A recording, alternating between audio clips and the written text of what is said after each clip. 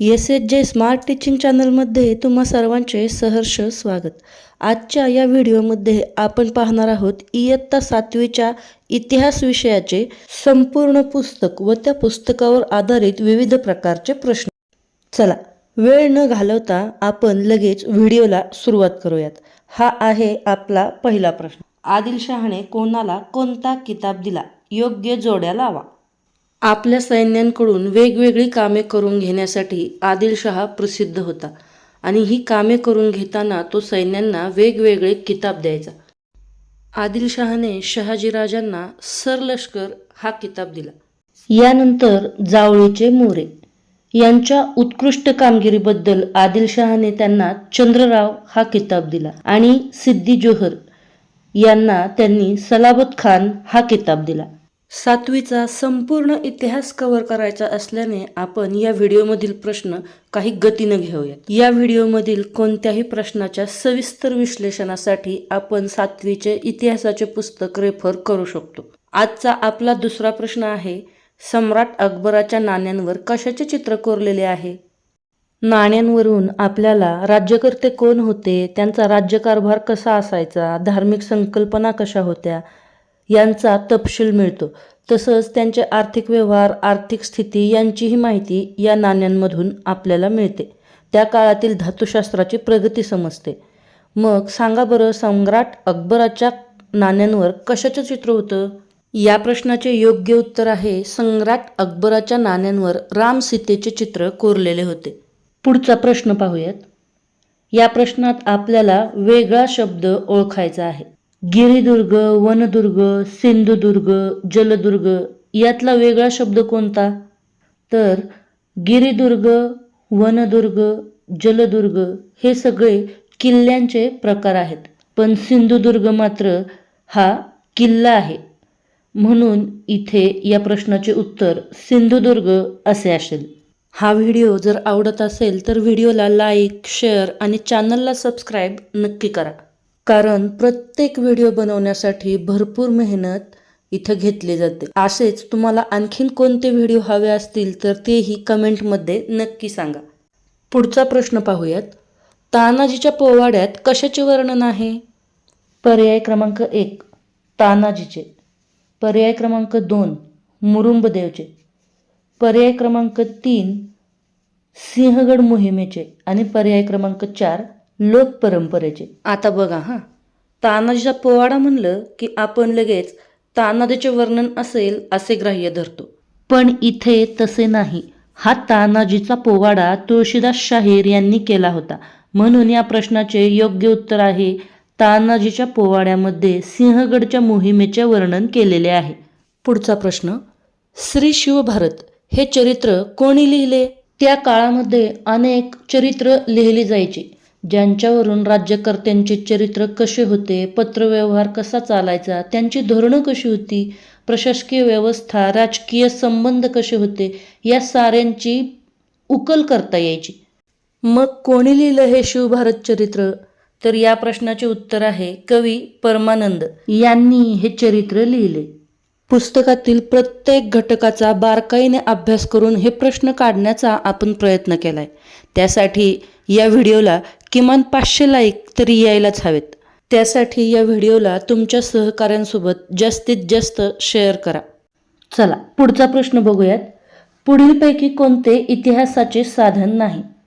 आपल्याला माहीत असल्याप्रमाणे आपण इतिहासाची भौतिक, मौखिक, लिखित अशी साधने पाहतो. आता दिलेल्या पर्यायामध्ये कोणतं इतिहासाचं साधन आपल्याला दिलेलं नाही ते आपल्याला पाहायचं आहे. सांगा बरं या प्रश्नाचे उत्तर काय असेल? मी आत्ताच सांगितल्याप्रमाणे इथे लिखित साधने, भौतिक साधने, मौखिक साधने आहेत, पण बखरी हे मात्र इतिहासाचे साधन नाही. बखरींचा समावेश लिखित साधनांमध्ये होतो, म्हणून या प्रश्नाचे उत्तर बखरी साधने असे असेल. आता इथे आपल्याला लेखक आणि त्यांचे ग्रंथ यांच्या जोड्या लावायच्या आहेत. कोणत्या लेखकाने कोणते ग्रंथ लिहिलेत ते नीट पहा आणि त्याच्या योग्य जोड्या कोणत्या असतील ते सांगण्याचा प्रयत्न करा. चला आपण जोड्या लावूयात. सूरदास यांनी सूरसागर हा ग्रंथ लिहिला. त्यानंतर म्हाईम भट, माहिमभट यांनी लीळाचरित्र हा ग्रंथ लिहिला. भास्कर भट यांनी शिशुपाल वध हा ग्रंथ लिहिला. तर नरेंद्र यांनी रुक्मिणी स्वयंवर हा ग्रंथ लिहिला. याचा उल्लेख आपल्याला पाठ 3 धार्मिक समन्वय या पाठातील माहीत आहे का तुम्हाला या भागात पाहायला मिळतो. पुढचा प्रश्न पाहूयात. भारतातील प्रदेशाचा कारभार पाहण्यासाठी मोहम्मद घोरीने कोणाची नेमणूक केली? फजल खान, मोहम्मद बिन कासिम, कुतुबुद्दीन ऐबक की राजा दाहिर? त्या काळात मोहम्मद घोरीने भारतावर अनेक स्वाऱ्या केल्या आणि या स्वाऱ्यांमध्ये जिंकून घेतलेला प्रदेश त्यांनी देखरेख करण्यासाठी कुतुबुद्दीन ऐबक यांच्याकडे सोपवला. म्हणून या प्रश्नाचे उत्तर कुतुबुद्दीन ऐबक असे असेल. पुढचा प्रश्न पाहूयात. शिवपूर्व काळातील शेवटची सर्वात वैभवशाली राजवट कोणती? आदिलशाही, निजामशाही, भोसले राजवट की यादव राजवट? या प्रश्नाचे योग्य उत्तर आहे शिवपूर्व काळातील शेवटची वैभवशाली राजवट म्हणजे यादव राजवट होय. प्रश्न क्रमांक 10. चौहान घराण्यातील टिंबटिंब हा पराक्रमी राजा होता. कुतुबुद्दीन ऐबक, पृथ्वीराज, अकबर की कृष्ण तिसरा? या प्रश्नाचे योग्य उत्तर आहे पर्याय क्रमांक 2 पृथ्वीराज. प्रश्न क्रमांक 11. नालंदा विद्यापीठातील ग्रंथालय कोणी जाळले? बख्त्यार खलजी, मोहम्मद घोरी, कुतुबुद्दीन का मोहम्मद बिन कासिम? नालंदा विद्यापीठात त्या काळातले सर्वात प्रसिद्ध ग्रंथालय होते. हे ग्रंथालय बख्त्यार खलजी यांनी जाळले. प्रश्न क्रमांक 12. आमुक्तमाल्यदा हा ग्रंथ कोणी लिहिला? इब्राहिम लोधी, मोहम्मद घोरी, कृष्णदेवराय की हरिहर बुक्क? या प्रश्नाचे योग्य उत्तर आहे पर्याय क्रमांक 3 कृष्णदेवराय. आता या प्रश्नात पुन्हा एकदा आपल्याला जोड्या लावायच्या आहेत. कोणाला कोणतं कार्य नेमून दिलं गेलं याबाबतच्या या जोड्या जरा विचार करा आणि उत्तर द्यायला पटकन सुरुवात करा. चला बघूयात. पाटील हे गावचे प्रमुख असायचे.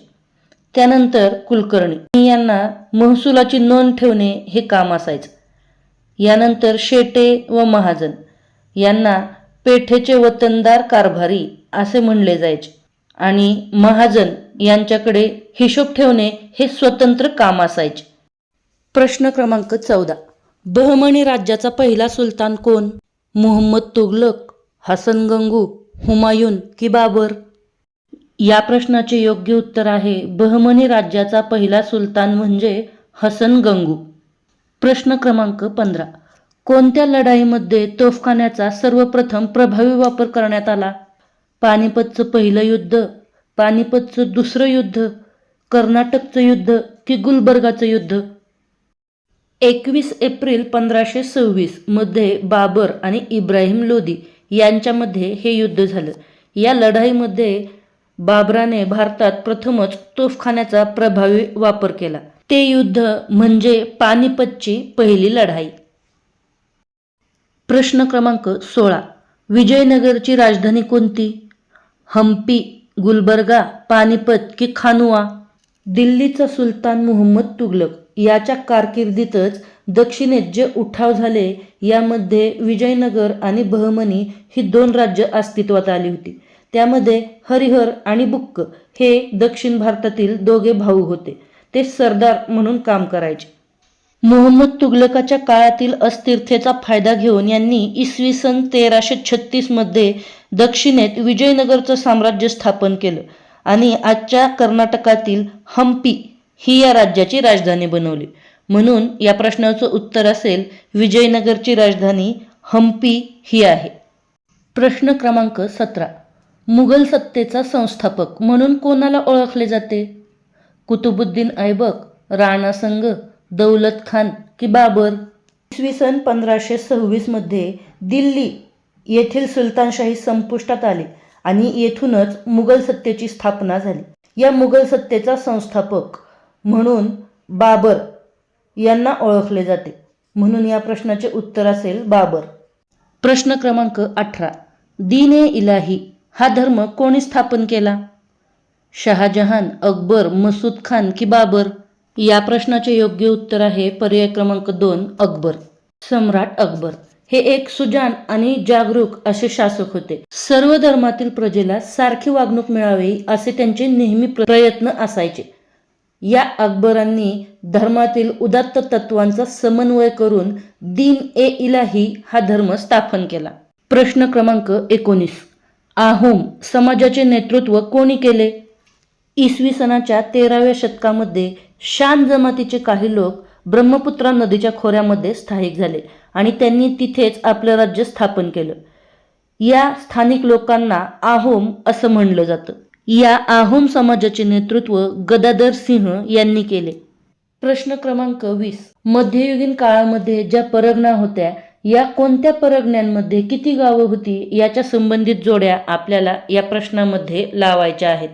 पुणे परगणा यामध्ये एकूण 290 गावे होती. त्यानंतर चाकण परगणा यामध्ये एकूण 64 गावे होती आणि शिरवळ परगणा या परगण्यात एकूण 40 गावे होती. नवीन वाटणाऱ्या प्रश्नांच्या नोट्स आपल्याला वहीमध्ये सुद्धा काढता येतील. व्हिडिओ आवडत असल्यास चॅनलला सबस्क्राईब आणि व्हिडिओला लाईक आणि शेअर नक्की करा. किमान 500 लाईक्सचं टार्गेट या व्हिडिओला पूर्ण करायला सर्वांनी नक्की मदत करा, म्हणजे आम्हाला पुढचा व्हिडिओ बनवायला उत्साह वाटेल. प्रश्न क्रमांक 21. महाराष्ट्रात महानुभाव आणि वारकरी संप्रदाय यांचा उदय कोणत्या काळात झाला? चोळ काळात, राष्ट्रकूट काळात, यादव काळात की पाल काळात? या प्रश्नाचे योग्य उत्तर आहे महानुभाव आणि वारकरी संप्रदायाचा उदय यादव काळात झाला. प्रश्न क्रमांक 22. खालसा दलाची स्थापना कोणी केली? राष्ट्रकूट, राजपूत, गुरु तेग बहादर की गुरु गोविंद सिंग? गुरु तेग बहादर यांच्या मृत्यूनंतर गुरु गोविंद सिंग हे शिखांचे गुरु झाले. त्यांनी आपल्या अनुयायांना एकत्रित करून त्यांच्या लढाऊ वृत्तीला प्रोत्साहन दिले. लढाऊ शीख तरुणांचं एक दल त्यांनी उभं केलं, त्यास खालसा दल असे म्हणतात. म्हणजे या प्रश्नाचे योग्य उत्तर असेल खालसा दलाची स्थापना गुरु गोविंद सिंग यांनी केली. प्रश्न क्रमांक 23. गटात न बसणारा शब्द ओळखा. आदिलशाही, निजामशाही, सुलतानशाही का बरीदशाही? बहमनी राज्याचे विघटन होऊन एकूण 5 शकलं तयार झाली. यामध्ये वराडची इमादशाही, बरीदची बरीदशाही, विजापूरची आदिलशाही, अहमदनगरची निजामशाही आणि गोवळकोंड्याची कुतुबशाही. म्हणून इथं वेगळा पर्याय असेल पर्याय क्रमांक 3 सुलतानशाही. ही सुलतानशाही मात्र बहमनी राज्याच्या विघटनात सामील नव्हती. प्रश्न क्रमांक 24. राणी दुर्गावती यांचा जन्म कोणत्या घराण्यात झाला? राजपूत, चंदेल, मुघल की तुघलक? या प्रश्नाचे योग्य उत्तर आहे राणी दुर्गावती यांचा जन्म चंदेल घराण्यात झाला. प्रश्न क्रमांक 25. गुजराती भाषेचे आद्य कवी कोण? नरसी मेहता, चैतन्य महाप्रभू, शंकरदेव की रामानुज? या प्रश्नाचे योग्य उत्तर आहे गुजराती भाषेचे आद्य कवी म्हणून नरसी मेहता यांना ओळखले जाते. प्रश्न क्रमांक 26. दक्षिण भारतात भक्ती चळवळीचा पाया कोणी भक्कम केला? रामानुज, नायनार, आळवार की महाप्रभू? या प्रश्नाचे योग्य उत्तर दक्षिण भारतात भक्ती चळवळीचा पाया रामानुज यांनी भक्कम केला. प्रश्न क्रमांक 27. सर्व मानव एक आहेत अशी शिकवण कोणी दिली? संत मीराबाई, चैतन्य महाप्रभू, संत कबीर की रामानुज? या प्रश्नाचे योग्य उत्तर आहे सर्व मानव एक आहेत ही शिकवण संत कबीर यांनी दिली. प्रश्न क्रमांक 28. संत मीराबाई या कोणत्या राजघराण्यातील होत्या? महानोर, मेवाड, भोसले की मुघल? या प्रश्नाचे योग्य उत्तर आहे संत मीराबाई या मेवाडच्या राजघराण्यातील होत्या. प्रश्न क्रमांक 29. यामध्ये आपल्याला संत व त्यांच्या गावांच्या नावांच्या जोड्या लावायच्या आहेत. चला बरं सांगा पटपट. संत ज्ञानेश्वर हे आपेगावचे राहणारे, संत तुकाराम हे देहुगावचे, रामदास स्वामी मराठवाड्यातील जांब या गावचे, तर संत एकनाथ हे पैठणचे राहणारे होते. प्रश्न क्रमांक 30. गुजरातमधील प्रसिद्ध वैष्णव संत कोण? संत कबीर, चैतन्य महाप्रभू, रामानुज की संत नरसी मेहता? या प्रश्नाचे योग्य उत्तर आहे गुजरातमधील प्रसिद्ध वैष्णव संत म्हणजे संत नरसी मेहता. प्रश्न क्रमांक 31. संत मीराबाई यांनी कोणत्या भाषेत भक्ती रचना केल्या? राजस्थानी, गुजराती, तमिळ की पर्याय क्रमांक 1 आणि 2? या प्रश्नाचे योग्य उत्तर आहे संत मीराबाई यांनी राजस्थानी आणि गुजराती या दोन्ही भाषेत भक्ती रचना केल्या, म्हणजेच पर्याय क्रमांक 1 आणि 2. प्रश्न क्रमांक 32. तानाजीचा पोवाडा कोणी रचला? या प्रश्नाविषयी आपण व्हिडिओच्या सुरुवातीलाच चर्चा केली होती. या प्रश्नाचे योग्य उत्तर आहे तानाजीचा पोवाडा तुळशीदास यांनी रचला. प्रश्न क्रमांक 33. शिखांचे 10वे गुरु कोण? गुरु तेग बहादर, गुरु गोविंद सिंग, मोइनुद्दीन की निजामुद्दीन? या प्रश्नाचे योग्य उत्तर आहे शिखांचे 10वे गुरु म्हणजे गुरु गोविंद सिंग. प्रश्न क्रमांक 34. गुरु नानकांच्या अनुयायांना काय म्हणून ओळखले जाते? सरदार, शिष्य, शीख की भक्त? या प्रश्नाचे योग्य उत्तर आहे गुरु नानकांच्या अनुयायांना शीख म्हणून ओळखले जाते. गुरु ग्रंथ साहिबा या ग्रंथात कोणत्या मराठी संताची पदे समाविष्ट आहेत? संत तुकाराम, संत नामदेव, संत ज्ञानेश्वर की संत चोखामेळा? या प्रश्नाचे योग्य उत्तर आहे गुरु ग्रंथ साहिबा या ग्रंथात संत नामदेव यांची 62 पदे समाविष्ट आहेत. प्रश्न क्रमांक 37. यामध्ये आपल्याला किल्ला आणि त्यांची बदललेली नावे यांच्या योग्य जोड्या लावायच्या आहेत. बघा बरं, कोणत्या किल्ल्याला कोणते नाव दिलेले आहे? मुरुंबदेव या किल्ल्याचे नाव बदलून राजगड असे करण्यात आले. तोरणा किल्ल्याचे नाव प्रचंडगड असे, रायरीच्या किल्ल्याला रायगड तर खेळणा किल्ल्याला विशाळगड असे नाव देण्यात आले. प्रश्न क्रमांक 38. परगण्याचे वतनदार कोण असत? देशमुख, देशपांडे, भोसले की पर्याय 1 आणि 2? या प्रश्नाचे योग्य उत्तर आहे परगण्याचे वतनदार म्हणजे देशमुख आणि देशपांडे, म्हणजेच पर्याय 1 आणि 2.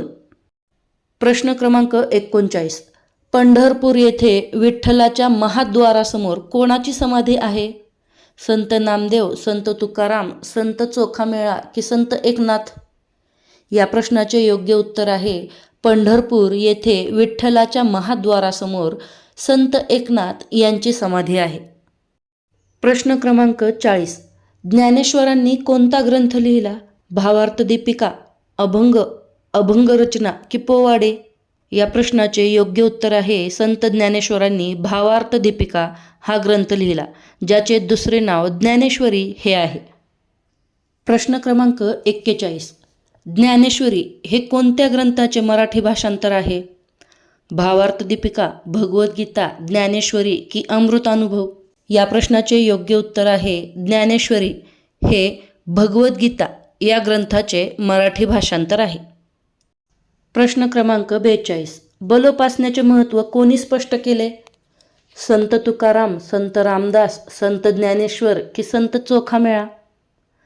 या प्रश्नाचे योग्य उत्तर आहे बलोपासनेचे महत्त्व संत रामदास यांनी स्पष्ट केले. प्रश्न क्रमांक 43. शिवाजी महाराजांनी जावळीच्या खोऱ्यात कोणता किल्ला बांधला? पुरंदर, राजगड, तोरणा की प्रतापगड? या प्रश्नाचे योग्य उत्तर आहे शिवाजी महाराजांनी जावळीच्या खोऱ्यात प्रतापगड हा किल्ला बांधला. व्हिडिओ आवडत असल्यास व्हिडिओला लाईक, शेअर आणि चॅनलला सबस्क्राईब नक्की करा. प्रश्न क्रमांक 44. या प्रश्नात कोणती घटना कोणत्या साली घडली याच्या जोड्या आपल्याला लावायच्या आहेत. जरा विचार करा बरं, कोणती घटना कोणत्या साली घडली असेल. सुरुवात शिवाजी महाराजांच्या जन्मापासूनच करूयात. शिवाजी महाराजांचा जन्म 1630 मध्ये झाला. यानंतर शिवाजी महाराजांनी कोंढाणा जिंकला तो 1670 साली. शाहिस्तेखानाची फजिती 1663 मध्ये आणि शिवराज्याभिषेक 1674 मध्ये. प्रश्न क्रमांक 45. शिवाजी महाराजांच्या पुणे जहागिरीतील सह्याद्रीच्या कुशीत असलेला प्रदेश कोणत्या नावाने प्रसिद्ध आहे? बारा मावळ, मावळ खोरे, सह्याद्रीचे खोरे का स्वराज्य? या प्रश्नाचे योग्य उत्तर आहे शिवाजी महाराजांच्या पुणे जहागिरीतील सह्याद्रीच्या कुशीत असलेला प्रदेश हा मावळखोरे या नावानं प्रसिद्ध आहे. वेळेअभावी आपण फक्त 50 प्रश्न या व्हिडिओमध्ये घेऊयात आणि उर्वरित प्रश्न व्हिडिओच्या पुढील भागात घेऊयात. प्रश्न क्रमांक 47. शिवाजी महाराजांचा तांत्रिक पद्धतीने राज्याभिषेक कोणी केला? गागाभट्ट, पंडित, मावळे की निश्चलपुरी गोसावी? या प्रश्नाचे योग्य उत्तर आहे शिवाजी महाराजांचा तांत्रिक पद्धतीने राज्याभिषेक निश्चलपुरी गोसावी यांच्या हातून करण्यात आला. प्रश्न क्रमांक 48. राज्याभिषेक प्रसंगी शिवाजी महाराजांनी कोणती कालगणना सुरू केली? शक, सार्वभौम, राज्याभिषेक शक की वैदिक कालगणना? या प्रश्नाचे योग्य उत्तर आहे राज्याभिषेक प्रसंगी शिवाजी महाराजांनी राज्याभिषेक शक ही कालगणना सुरू केली. TET शिक्षक पात्रता परीक्षा या संदर्भातील सर्व महत्त्वाच्या व्हिडिओच्या लिंक या चॅनलच्या डिस्क्रिप्शन बॉक्समध्ये दिलेल्या आहेत. प्रश्न क्रमांक 49. राज्याभिषेक प्रसंगी शिवाजी महाराजांनी सोन्याचे टिंबटिंब व तांब्याचे टिंबटिंब नाणी पाडली. या प्रश्नाचे योग्य उत्तर आहे राज्याभिषेक प्रसंगी शिवाजी महाराजांनी सोन्याचे होन व तांब्याची शिवराई ही नाणी पाडली. आणि आता या व्हिडिओतील सर्वात शेवटचा प्रश्न. संभाजी महाराजांनी राज्याभिषेक समारंभाचे वर्णन कोणत्या ग्रंथात केले आहे? कुलभूषण, राज्यभूषण, वेदभूषण की बुधभूषण? या प्रश्नाचे योग्य उत्तर आहे संभाजी महाराजांनी राज्याभिषेक समारंभाचे वर्णन बुधभूषण या ग्रंथात केलेले आहे. व्हिडिओ आवडल्यास व्हिडिओला लाईक, शेअर आणि चॅनलला सबस्क्राईब नक्की करा. भेटूया याच पुस्तकाच्या पुढील भागात. धन्यवाद.